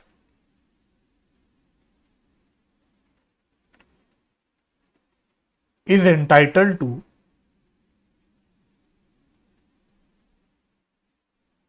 3 days of grace, negotiable instrument act के तहत। नेक्स्ट एरो में लिखना maturity date is equal to due date plus 3 days of grace. ठीक है, तो bill of exchange के case में हम लोग क्या करते हैं, एज पर नेगोशिएबल इंस्ट्रूमेंट एक्ट, जो भी ड्यू डेट आती है, जो जैसे अगर मैंने ऊपर की एग्जांपल बोली, मैंने बोला डेट ऑफ बिल है 1 जुलाई, टर्म है 1 महीना, तो आप बोलोगे कि भाई पेमेंट की ड्यू डेट कब निकल के आएगी, 1 अगस्त को। लेकिन नेगोशिएबल इंस्ट्रूमेंट कहता है चलो 1 अगस्त छोड़ो, आप इसमें 3 दिन के ग्रेस पीरियड ले लो, आप इसके 3 दिन के ग्रेस पीरियड ले लो। तो एक्चुअली में जो बिल कब पेबल हो जाएगा, इसमें 3 दिन के ग्रेस पीरियड ऐड होने के बाद पेबल होगा, मेरे इस एग्जांपल में 4 अगस्त को, 4 अगस्त को। ठीक है, तो मेच्योरिटी डेट क्या होती है, मेच्योरिटी डेट आपकी एक्चुअल फाइनल पेमेंट की डेट होती है, कि कौन सा फाइनल आपका ड्यू डेट बनेगा, उसको हम बोलते हैं मेच्योरिटी डेट। तो इसमें बेसिकली जो हम ड्यू डेट होती है वो ऐड करते हैं। ड्यू डेट कैसे ऐड करते हैं हम लोग, मैंने ऑलरेडी बोल दिया, डेट ऑफ बिल से लेके टर्म ऑफ बिल जब हम ऐड कर देते हैं तो इसमें हमारा ड्यू डेट निकल के आ जाता है, और इसमें हम और 3 दिन ऐड कर देते हैं तो हमारी मेच्योरिटी डेट निकल के आ जाती है। अच्छा, मैंने ऊपर क्या लिखा, instrument payable otherwise than on demand, that is bill at sight. तो बिल एट साइट क्या होता है, अभी मैं थोड़ी देर में आपके साथ डिस्कस करूंगा। इसमें आप लोग एक ट्यूटोरियल नोट लिखना मेरे साथ साथ, tutorial note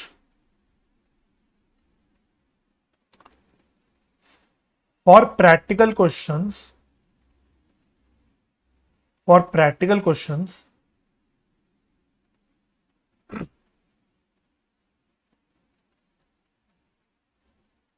we have to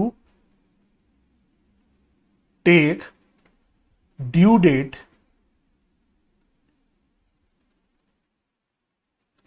as maturity date, as maturity date। ठीक है, तो इवन तो मैंने ड्यू डेट अलग होती है और मेच्योरिटी डेट अलग अलग होती है, ये चीज आपको बताई।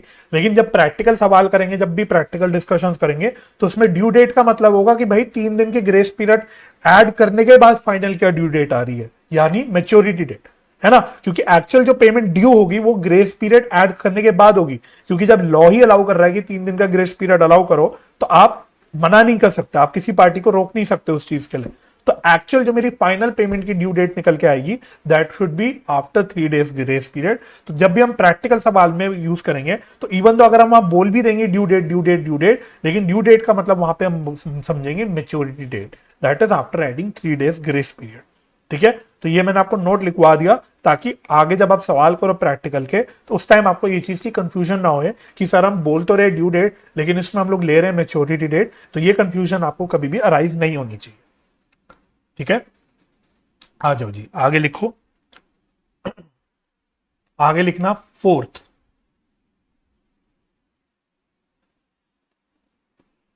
फोर्थ लिखना bill at site. Bill at sight क्या होता है, इसमें लिखना it is an instrument for which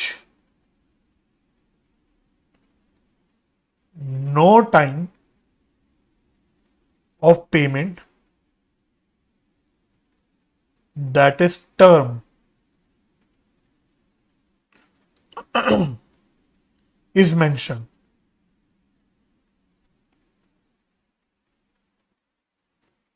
Such instrument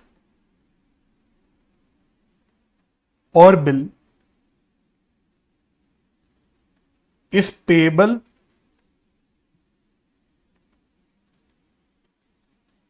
on demand oblique site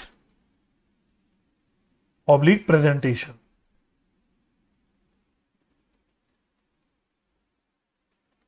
ठीक है, तो बिल एट साइट का मतलब क्या होता है, ऐसा बिल जिसमें कोई भी टर्म मेंशन ना हो, है ना। ऐसा बिल जिसमें कोई भी टर्म मेंशन ना हो कि पेमेंट 1 महीने बाद होगी, 2 महीने बाद होगी, 3 महीने बाद होगी, तो ऐसे बिल को हम बोलते हैं बिल एट साइट। तो सवाल उठा सर ऐसे बिल में फिर पेमेंट कब होगी, वो कभी भी हो सकती है। जब मेरे पास अगर बिल है, उसमें कोई भी डेट वगैरह मेंशन नहीं है, वो बिल एट साइट है बेसिकली, तो मैं कभी भी वो बिल कागज का टुकड़ा लेके जा सकता हूं, बोल सकता हूं लाओ मेरी पेमेंट लाओ। ऐसी बिल को हम बोलते हैं बिल एट साइट। तो जब बिल एट साइट में कोई टर्म ऑफ बिल ही नहीं है, कोई महीने दिन कुछ है ही नहीं, तो क्या इसमें कोई भी ड्यू डेट या ग्रेस डे पीरियड या मेच्योरिटी डेट, इन सब से कोई भी इनका कोई भी एप्लीकेशन होगा कि नहीं होगा? द आंसर इज नो, कोई रेलिवेंट ही नहीं रहे। जब भाई इसमें कोई टर्म ऑफ बिल ही नहीं है, तो जब टर्म नहीं है तो कोई ड्यू डेट की बात नहीं होगी, जब ड्यू डेट की बात नहीं होगी तो कोई ग्रेस पीरियड की बात नहीं होगी, और जब कोई ग्रेस पीरियड की बात नहीं होगी तो कोई मेच्योरिटी डेट की बात नहीं होगी।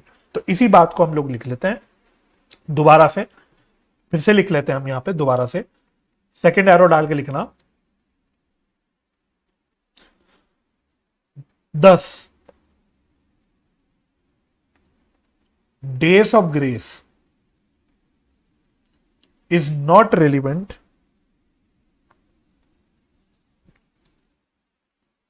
for such bills. It can be presented anytime for payment. It can be presented at any time for payment. ठीक है, तो इसलिए जब मैंने आपको पिछले कॉन्सेप्ट में ग्रेस डेज, जब maturity date and grace days की हमने बात करी थी, तो वहां पे क्या बोला था? Instrument payable otherwise than on demand. क्योंकि बिल एट साइट या इंस्ट्रूमेंट पेबल ऑन डिमांड जो होते हैं, इसमें कोई टर्म ऑफ बिल नहीं होता, कुछ दिन वगैरह मेंशन नहीं होते, तो इसमें ग्रेस डेज की एप्लीकेशन होती ही नहीं, इररेलिवेंट हो जाता है। इसलिए हमने बोला instrument payable otherwise than on demand is entitled to 3 days of grace. तो आपको याद क्या रखना है? बिल एट साइट के केस में 3 दिन का जो ग्रेस पीरियड होता है वो एप्लीकेबल नहीं होता। तो अगर बिल एट साइट में लेके किसी को जाता हूं, बोलता हूं लाओ जो मेरे को आज ही पेमेंट दो, तो वो पार्टी मेरे को ये नहीं बोल सकती नहीं नहीं मेरे को 3 दिन का ग्रेस पीरियड दो, नहीं, उसको मुझे तब के तभी पेमेंट करनी पड़ेगी जिस वक्त मैंने कागज का टुकड़ा दे दिया, उसको प्रेजेंट कर दिया उसके सामने, उस वक्त वो लायबल हो जाएगा मेरे को पेमेंट करने के लिए। ठीक है, so this is the concept of bill at sight. आगे लिखना, नेक्स्ट लिखना फोर्थ, नहीं फिफ्थ हो गया, फिफ्थ बिल आफ्टर डेट।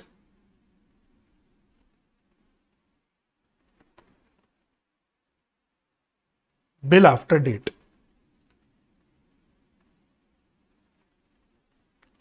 तो इसमें लिखना it is an instrument for which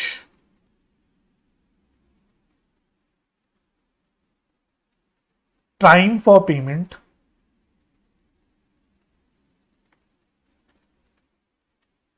is mentioned. Next term लिखना, such instrument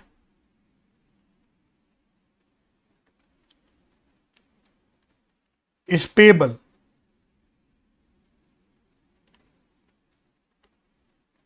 after a specified period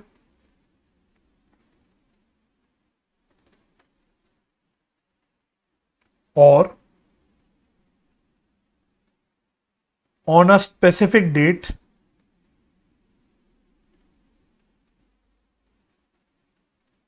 or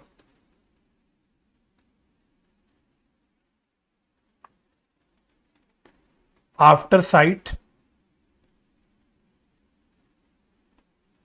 or on the happening of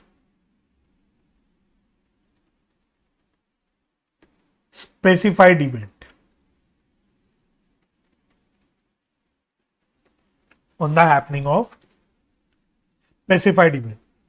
तो बिल आफ्टर डेट क्या होता है? बिल आफ्टर साइट का बिल्कुल उल्टा केस हो गया। बिल आफ्टर साइट में हमने बोला था कोई भी टाइम ऑफ पेमेंट मेंशन नहीं होती, बिल आफ्टर डेट क्या होता है? जिसमें टाइम ऑफ पेमेंट मेंशन होती है। ठीक है, तो ऐसे बिल को हम बोल देते हैं बिल आफ्टर डेट। अब एक बात का ध्यान रखना, जहां पे आप कंफ्यूज हो सकते हो, मिक्सअप कर सकते हो चीजों को, ध्यान देना। जब मैंने टर्म ऑफ बिल की बात करी थी, तो मैंने बोला था यहां पे जो टर्म यूज किया था वो किया था bill is drawn after sight. तो ये है bill is drawn in after sight, और यहां पे जो मैंने टर्म यूज की है वो यूज की है बिल एट साइट। तो ये दोनों अलग अलग चीज है, तो इसमें साइट वर्ड आ रहा है तो आप दोनों को मिक्सअप कर सकते हो, है ना। बट बिल एट साइट अलग चीज है, and bill is drawn after site ये अलग चीज है, बिल्कुल सेपरेट चीज है। सिमिलरली बिल्कुल सेम वे में यहां पे हमने बोला था when bill is drawn after date, और यहां हम बोल रहे हैं खाली बिल आफ्टर डेट।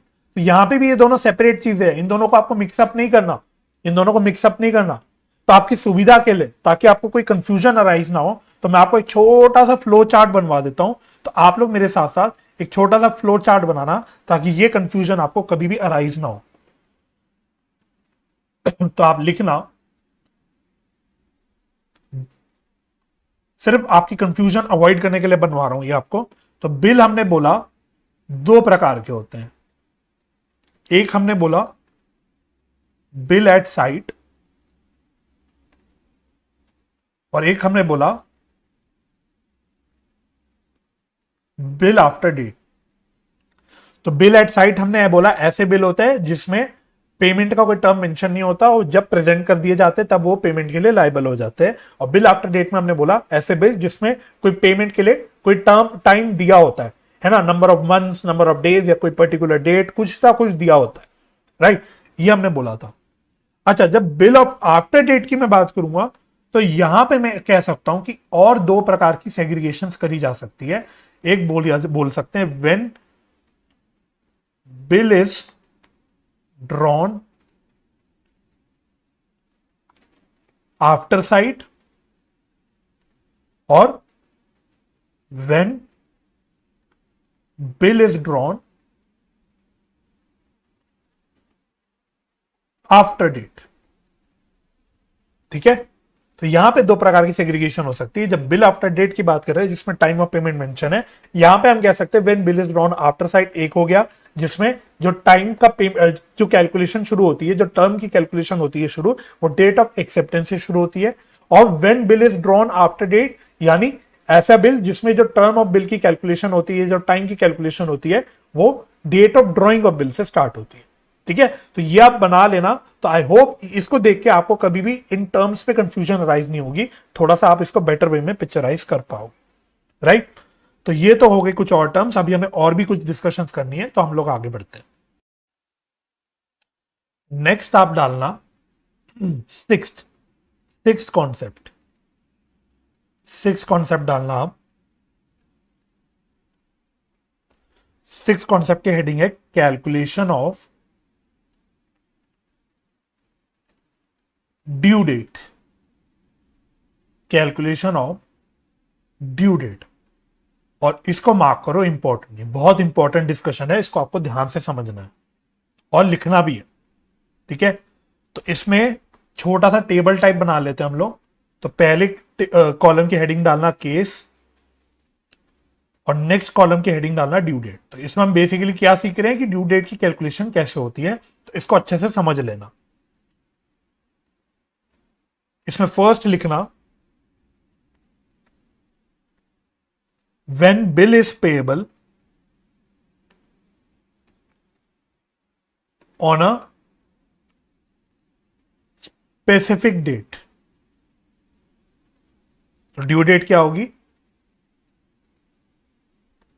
सच स्पेसिफिक डेट। ठीक है, तो पहले केस में हमने बोला अगर बिल पेमेंट होनी है एक कोई पर्टिकुलर स्पेसिफिक डेट में, यानी कोई एग्जैक्ट डेट स्पेसिफाइड है बिल में, तो पे ड्यू डेट आपकी वही डेट बन जाएगी, है ना। एक उदाहरण के तौर पे मैं आपसे बोलूं, सपोज बिल ड्रॉ हुआ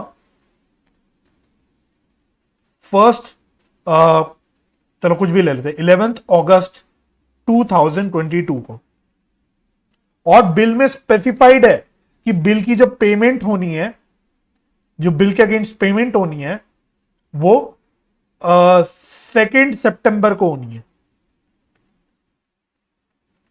तो फिर तो सबसे इजी केस बन गया भाई, ये सबसे easy case.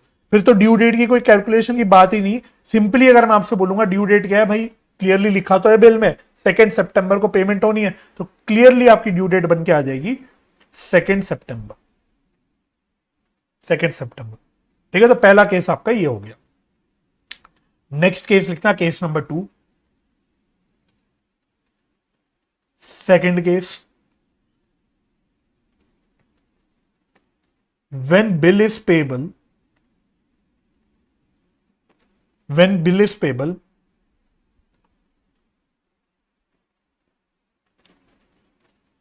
at a stated number of months after date,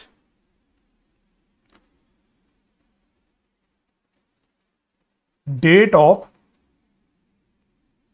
expiry of such term, star डाल के लिखना, such date should be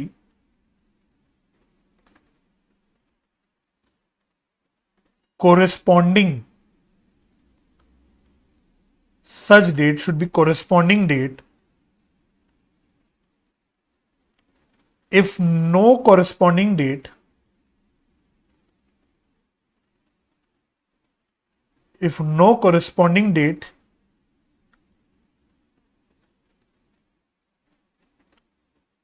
then due date shall be the last date of the month.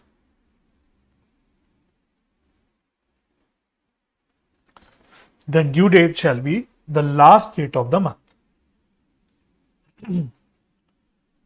इसका मतलब क्या है, इसको एग्जाम्पल से समझ लेते हैं। और भाई मैं दोबारा कह रहा हूं, इस पूरी चर्चा को आपको अच्छे से समझना है, क्योंकि इसका एप्लीकेशन आपका एवरेज ड्यू डेट के चैप्टर में भी होगा जो आपके कोर्स में है, और एक और चैप्टर है अकाउंट करेंट, उसमें भी होगा, है ना। तो इस कैलकुलेशन को, इस पूरी डिस्कशन को अच्छे से समझ लेना, क्योंकि बार बार उस चैप्टर में जब ये चर्चा होगी तो इतनी डिटेल में कोई भी चर्चा नहीं हो पाएगी, वहां बस क्विक रिकैप होगा ज्यादा से ज्यादा, इसलिए इसको बहुत ध्यान से समझना।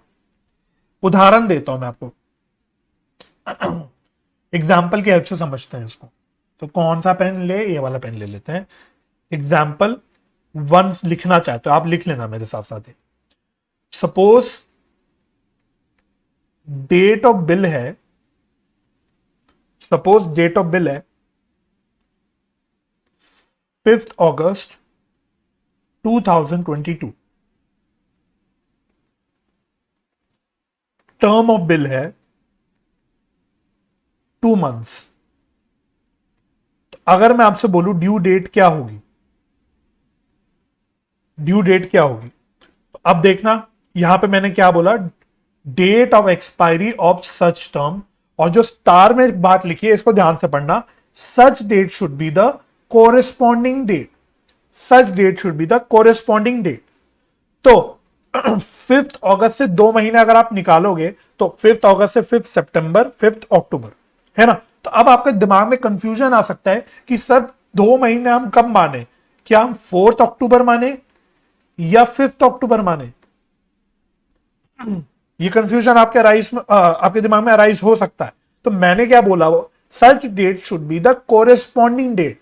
तो अगर डेट 5 है डेट ऑफ बिल, तो इसकी कोरेस्पॉन्डिंग डेट 2 महीने बाद क्या बनेगी, 5 अक्टूबर। ठीक है, तो due date will not be 4 October, it will be 5 October, क्योंकि हम बोल रहे हैं such date should be corresponding date. तो पहला एग्जाम्पल आपका ये हो गया। सेकेंड एग्जाम्पल डिस्कस करते हैं, सेकेंड एग्जाम्पल डिस्कस कर लेते हैं। डेट ऑफ बिल लिखना, डेट ऑफ बिल लिखना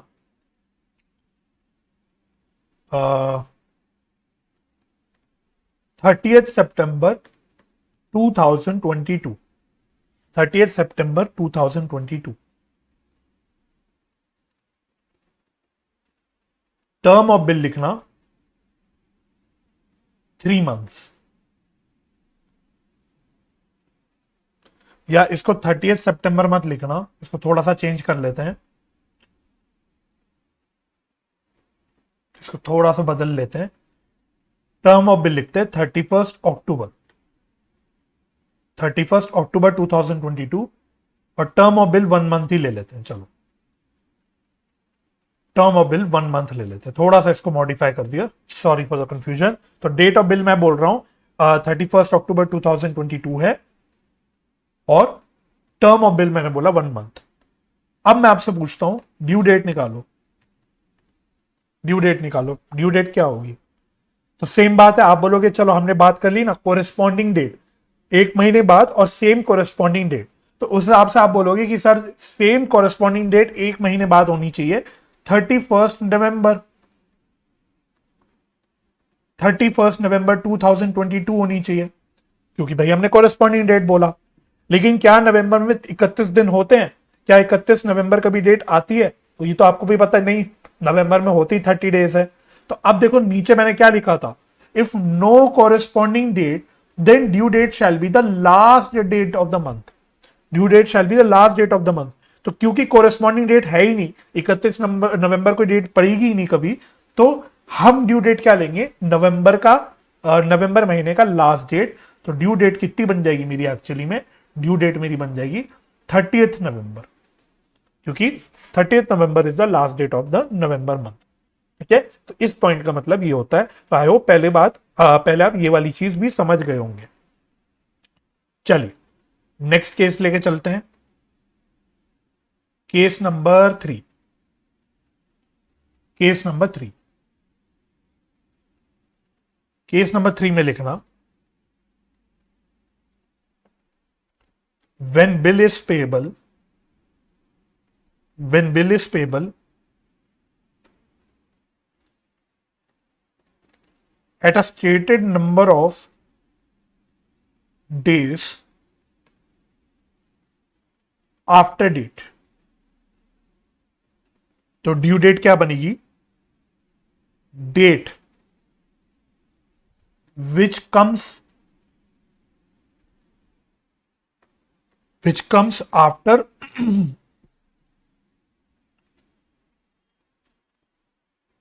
adding such stated days to the date of the bill।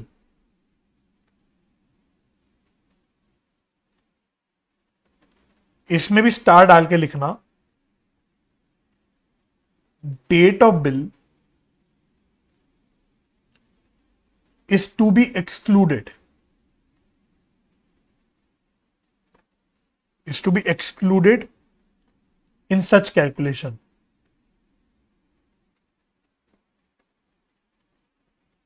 Date of bill is to be excluded in such calculation। इसको भी example की हेल्प से समझते हैं, एग्जाम्पल की हेल्प से समझते हैं। एग्जाम्पल लिखना, सपोज डेट ऑफ बिल है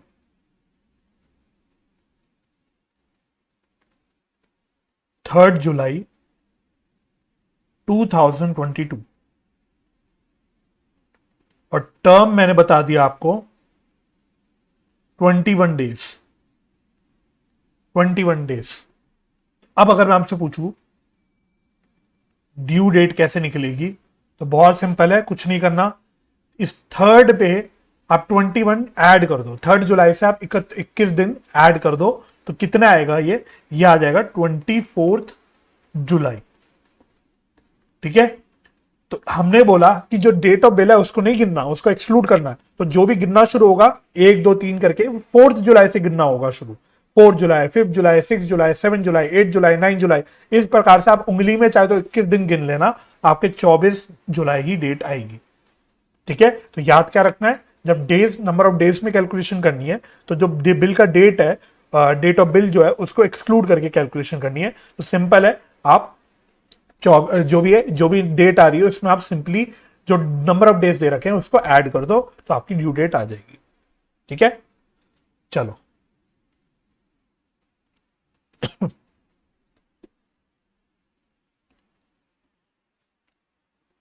अगला लिखना, केस नंबर क्या आया, 4th, case number 4th। Case number 4th में लिखना, when maturity date आफ्टर या that is after 3 days of grace is a public holiday oblique Sunday oblique Sunday। तो due date कितनी निकलेगी? Preceding business day, preceding business day. ठीक है, इसको भी एग्जाम्पल से समझाता हूं।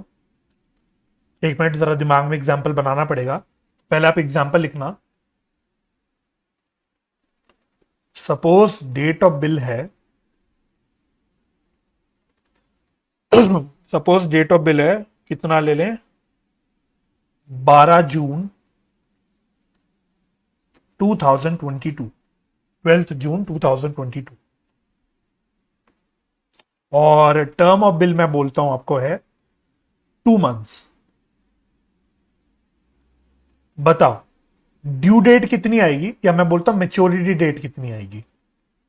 ठीक है, मैं पहले भी बोल चुका, प्रैक्टिकल सवालों में जब भी ड्यू डेट की बात करेंगे तो याद रखना हमेशा मेच्योरिटी डेट निकालना, 3 दिन के ग्रेस पीरियड ऐड करना मत भूलना। इस बात को आपको हमेशा याद रखना है। तो बताओ मेच्योरिटी डेट कितनी आएगी। तो आप क्या बोलोगे?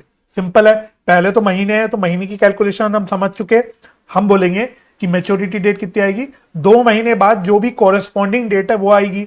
तो जून से लेके 2 महीने ऐड करो, जुलाई और अगस्त, है ना। तो अगस्त आ गया, है ना। और कॉरेस्पॉन्डिंग डेट क्या आ जाएगी? 12 अगस्त 2022 ऑब्वियसली। ठीक है, और मेच्योरिटी डेट निकालते वक्त हम लोग इसमें 3 days ग्रेस ऐड कर देते हैं, 3 days ग्रेस ऐड कर देते हैं। तो मेरा क्या निकल के आ रहा है? फाइनल मेरी डेट कितनी निकल के आ रही है? 15 अगस्त 2022, 15 अगस्त 2022। अब 15 अगस्त आप सभी को अच्छे से पता है कि एक पब्लिक हॉलीडे होती है, एक नेशनल हॉलीडे होती है, इंडिपेंडेंस डे होता है, राइट। अब लॉ मेकर्स को पता है, लॉ मेकर्स को पता है कि लोग नालायक है। अब सपोज मैं हूं, मुझे 15 अगस्त को पेमेंट करनी थी, मेरा क्रेडिटर मुझसे पेमेंट मांगने आया। मैं बोला अरे अरे भाई 15 अगस्त है, आज तो छुट्टी है, आज मैं बैंक नहीं जा सकता, आज मैं बैंक से पैसे नहीं निकाल सकता, या जो भी है, आज मैं बैंक से ट्रांसफर करूंगा तो आज ट्रांसफर होगा नहीं। तो आप एक काम करना, मुझसे कल पैसे लेके आना, आप कल आके मेरे से पैसे लेके जाना। तो लॉ मेकर्स को पता है लोग ऐसी नालायकपंती करेंगे। तो लॉ मेकर ने क्या बोल दिया, ऐसे केस में जहां पे पब्लिक हॉलीडे है या फिर संडे है, यानी आपको अच्छे से पता है, पहले से ही पता होगा कि ये छुट्टी का दिन है, तो आप उस केस में क्या बोलोगे कि जो फाइनल मेरी ड्यू डेट निकल के आएगी वो प्रीसीडिंग बिजनेस डे निकल के आएगी, प्रीसीडिंग वर्किंग डे निकल के आएगी, है ना। तो इसमें एक्चुअली में ड्यू डेट कितनी निकल के आएगी? 14 अगस्त, है ना। ड्यू डेट मतलब मेच्योरिटी डेट बोल रहा हूं बेसिकली। तो कितनी निकल के आएगी? 14 अगस्त 2022, that is preceding business day. ठीक है, तो यानी कि अगर मेरी ड्यू डेट 15 अगस्त को आ रही है तो मेरा जो भी क्रेडिटर है वो मुझसे 15 अगस्त छोड़ के 14 अगस्त से ही पैसे मुझसे मांगने आ सकता है। ठीक है, वो 14 अगस्त को ही मुझसे पैसे मांग सकता है, लॉ अलाउ करता है। ठीक है, ये हो गया केस नंबर 4। तो ये इंपॉर्टेंट है, ये याद रखना, ये याद रखना, आपको हमेशा याद रखना है कि जब संडे है या पब्लिक हॉलीडे तो जो फाइनल आपकी ड्यू डेट निकलती है या मेच्योरिटी डेट निकलती है, that is the preceding business day या प्रीसीडिंग वर्किंग डे। अब केस नंबर 5 क्या बन के आया? केस नंबर 5 लिखना। केस नंबर 5 में लिखना, व्हेन ड्यू डेट, या ड्यू डेट नहीं, सॉरी, मेच्योरिटी डेट लिखता हूं। when maturity date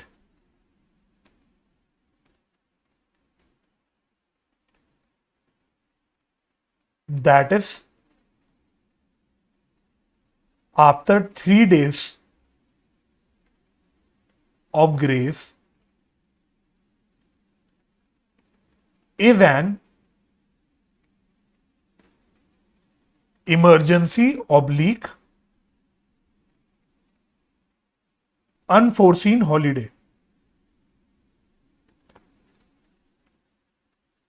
तो इस केस में ड्यू डेट क्या आएगी? Next business day, next business day,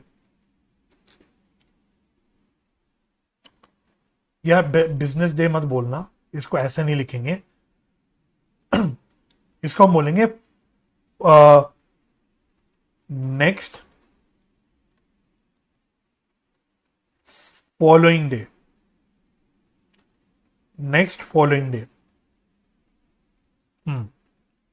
ठीक है, तो इसको भी एग्जाम्पल के हेल्प से समझते हैं। तो एग्जाम्पल लिखना, डेट ऑफ बिल है suppose 15 September 2022, term of bill मैंने बोला है 3 मंथ्स। तो बताओ, पहले तो आप निकालो इसमें मैच्योरिटी डेट कितनी आएगी।